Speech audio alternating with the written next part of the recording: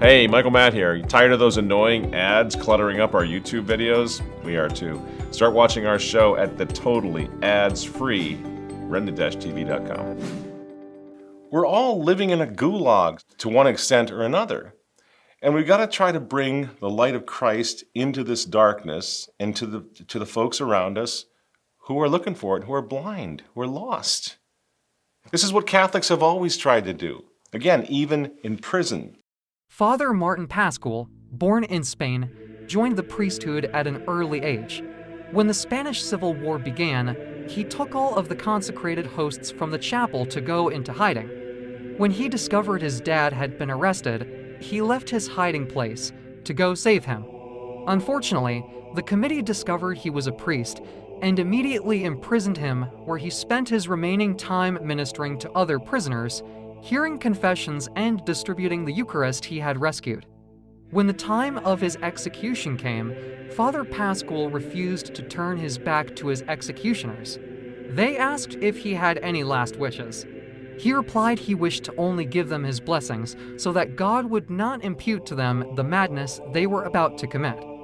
Just before getting shot, he shouted, "Long live Christ the King." We just see this with so many heroes of our faith, that the thing that sustained them was the kingship of Christ. That the last thing they wanted on their lips as they were dying was long live Christ the King. That's how important it is. That's always been the bedrock of the traditional Catholic movement as well, more so even than the Mass, because it includes the Mass, but everything is about the proclamation of the social kingship of Jesus Christ. So some of you last week asked, hey, what does Candace Owens have to do with the Catholic Identity Conference, the Christ the King Conference, which is going to take place out in Pittsburgh in September? So what's she got to do with it? That seems weird. She's not been a Catholic more than 2 minutes, Well, first off, I invited Candace Owens to speak at the Catholic Identity Conference long before she'd announced her conversion to the Catholic faith. It seems rather providential, in fact, that we invited her to speak a long time, weeks ago, to speak at the Catholic Identity Conference. And suddenly she announced that she's been baptized and converted to the Catholic faith. I see God's hand in that, right? So I invited Candace Owens, the non-Catholic. I'll repeat that because a lot of people didn't get it. I invited her when she was not a Catholic to the Catholic Identity Conference, because that's what we do. We're trying to forge this alliance. I really hope that, and I know it was great. So many of you absolutely understood what we were trying to do, what we are trying to do, and you supported us in that. Thank you. The vast majority of you did. So we invited her and the reason we invited her was because she was the one who put the social kingship of Jesus Christ, and I think most of you will agree with this, she put the social kingship of Jesus Christ back on the front page like no pope has done in decades. And I would say like no traditional Catholic, including myself, has even come close to. That's the power and the influence that this girl had, this young woman had. And by the way, she's suffered, and there's a lot of doors that have closed for her, I'm sure, since that happened. And then after she proclaimed the social kingship of Jesus Christ, you know what she did? She doubled down. She didn't freak out and back down and apologize to anyone. She doubled down. And as a result, as we all watched, she lost a lot of prestigious media position, right? Her job at the Daily Wire, for example, gone because she would not back down. And that's a big deal. That's talking to millions of people every time you're up. So obviously, this is when this woman attracted my attention. Like, wow, for a change, there's somebody who's willing to lose a lot by proclaiming the kingship of Christ. We've seen a lot of people trying to gain something by Viva Cristo Rey and all this, on YouTube and trying to gain some sort of notoriety. She was willing to lose everything for it. Interesting, right? And then shortly thereafter, I find out, because I didn't know much about her, I find out that she'd already baptized her 3 little babies. I think she has 3 babies under 5, so she's off to the races. She'd baptized her 3 little babies into the Catholic faith of our fathers.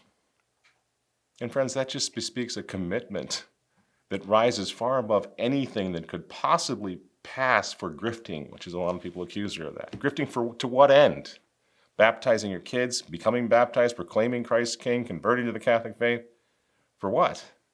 Under Pope Francis? Really? You think that's going to open doors for you?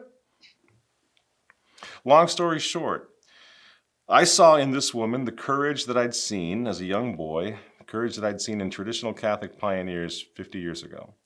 I watched them. I grew up with them. Watched them, men and women who put everything on the line for truth, for Christ, for the church, because they had to, in conscience, do so, you know? And it just seemed to me to be a no-brainer that we would invite her to speak, that we would go out and meet her halfway, see what kind of an alliance could be forged here, right? I don't know why anybody would question this. This is what we must do. This is like, how many times have I said, we're scanning the horizon constantly for any sign of anyone waking up, especially people with influence, right? This is not about us. This is not about our liturgical preferences. This is about survival, the survival of our children, the survival of our way of life. And people are lost everywhere, and you scan the horizon looking for allies. That's the point and purpose of this. Please, God, send us more. Send us recruits. Send us reinforcements so we can stay on and fight. That's what Unite the Clans is all about. So if someone with a following, like Candace Owens, if she agrees to stand, it goes both ways. I mean, she's taken a step down as far as the world's concerned, right?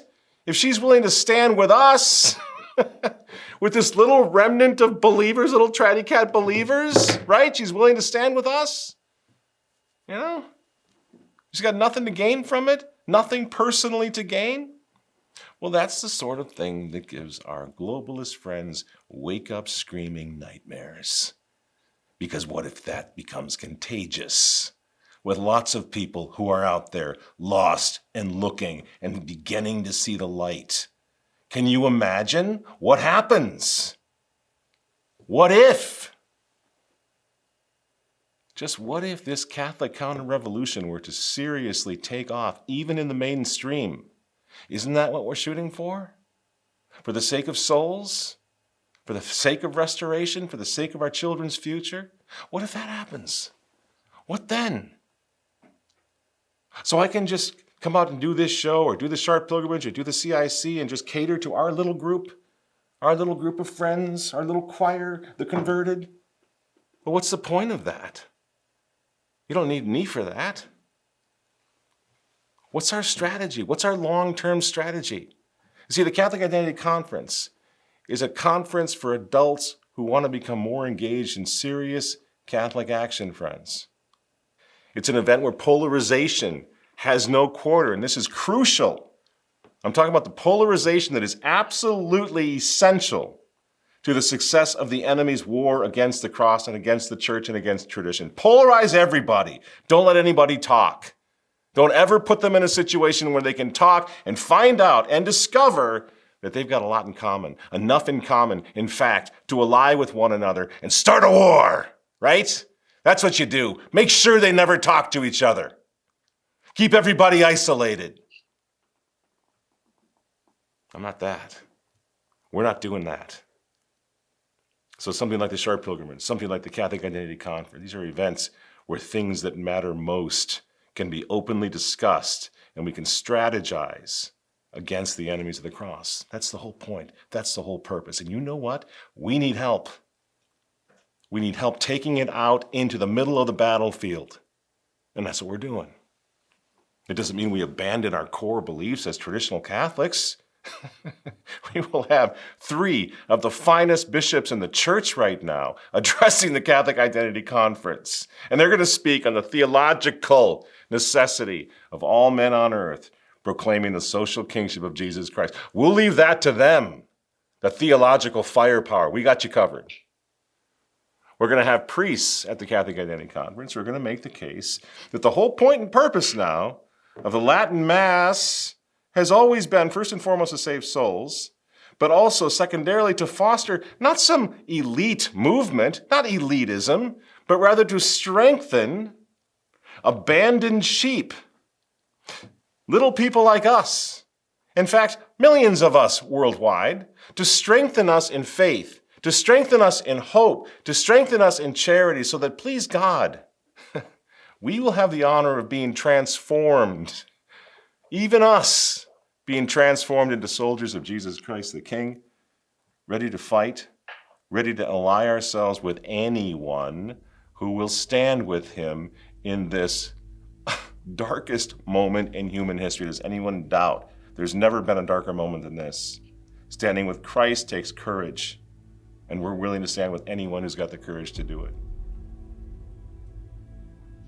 So, what will Candace Owens, what will she have to say to traditional Catholics at the Catholic Identity Conference?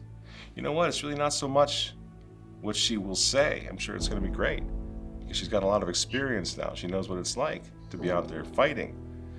It's not so much what she's going to say, it's what she's already said. It's what she's already done.